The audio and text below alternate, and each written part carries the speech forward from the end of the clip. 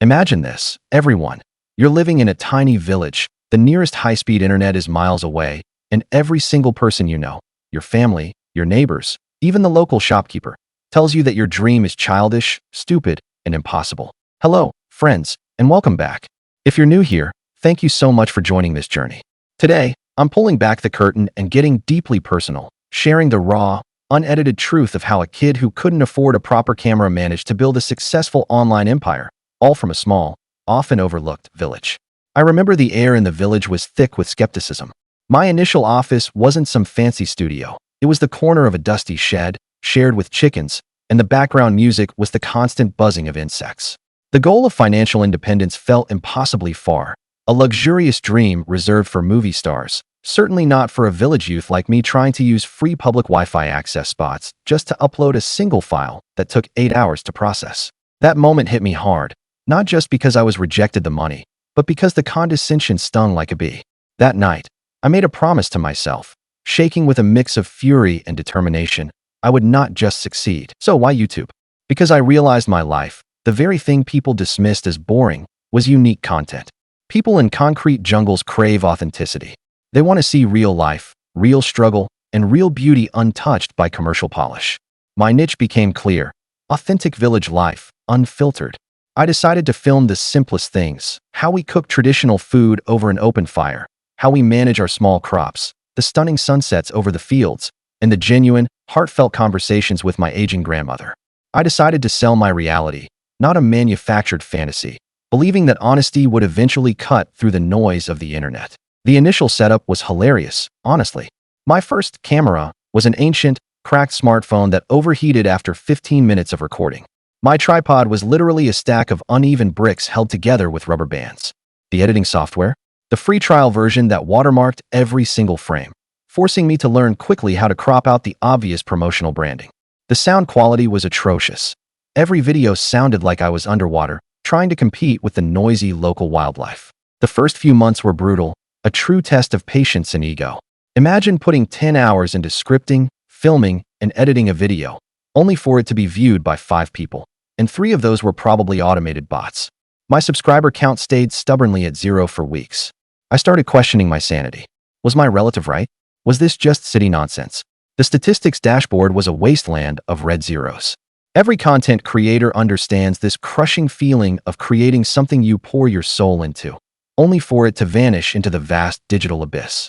It felt like shouting into a hurricane, and the wind simply swallowed my voice whole. But here's the crucial part, the secret sauce that separates those who quit from those who win: consistency over results. I told myself that even if only one person watched and enjoyed it, that was one person I had connected with. I kept to a rigorous upload schedule, 2 videos a week, no matter how tired or discouraged I was. I studied every single successful channel, not copying them, but analyzing why they worked. I learned about pacing, retention rates, and thumbnail psychology. It wasn't just about recording my life. It was about strategically presenting it. I uploaded it with the usual low expectations, went to sleep, and woke up to a screen flashing with notifications I had never seen before. The comments were pouring in, not just from my country, but globally. People were mesmerized by the simplicity and the tradition. That video exploded. In less than 48 hours, it crossed 100,000 views. For me, that was like reaching the moon. I sat there staring at the view count, tears streaming down my face, completely overwhelmed by the sudden global connection. That one video showed me the power of authenticity. People don't want polished perfection. They want real stories. They want humanity. This surge proved that my life, the life I was told was insignificant, was actually incredibly valuable content that resonated deeply with millions of people starved for genuine connection. Of course, the local reaction wasn't immediately supportive. When you succeed, you often reveal the insecurities of those around you. Suddenly, the same people who mocked me were gossiping. "It's fake luck," they whispered. "He must have paid for the views." The skepticism transformed into jealousy and petty criticisms. It was a strange time, navigating sudden internet fame while dealing with the small-town mentality that struggles to accept rapid, unexpected success. It was painful to realize that success doesn't necessarily earn you respect. Sometimes it just earns you a new set of enemies, or in my case, jealous neighbors. However, the positive side of the community quickly emerged. The younger generation in the village, who had also felt limited by geography, saw me as living proof that dreams weren't exclusive to city dwellers. They started asking for advice, showing me their own video ideas, and collaborating.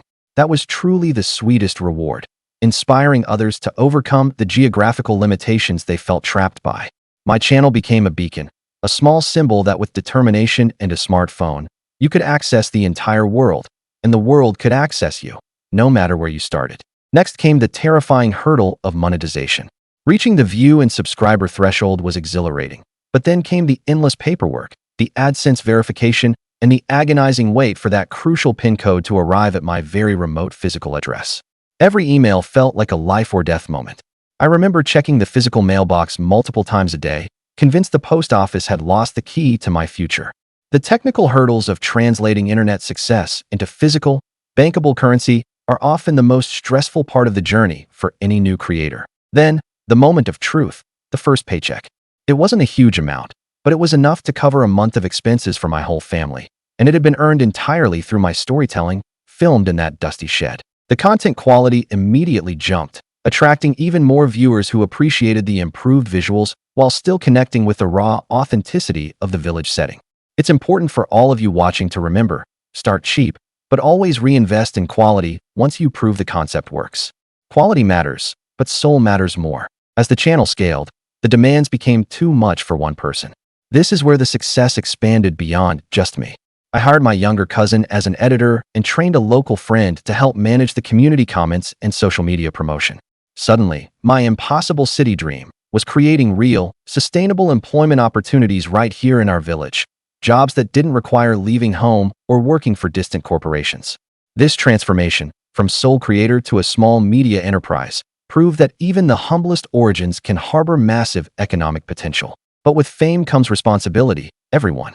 I quickly learned that everything I said, everything I showed, held weight. I felt the pressure to stay grounded, to never forget the simple beginnings. What the audience craves is the authentic voice, the raw experience that only you can provide.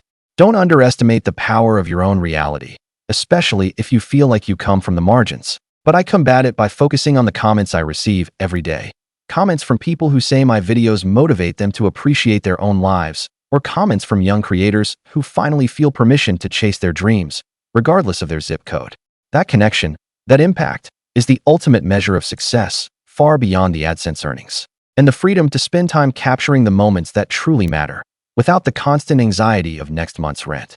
Success as a creator is the opportunity to convert your passion into choice, allowing you to control your time and your life, irrespective of where you were born. If this youth from a remote area can turn skepticism into success and rejection into revenue, then I absolutely know you can do it too. Remember to cherish your authenticity above all else, because that is the thing money can't buy. If this story resonated with you, if you felt that fire ignite inside you, please show some love. Hit that like button right now, share this video with someone who needs to hear this encouragement, and most importantly, subscribe to join this incredible community we're building together. Let me know in the comments section below. What is the biggest limitation you're determined to overcome? I read every single one. Thank you for watching, and I'll see all of you in the next video.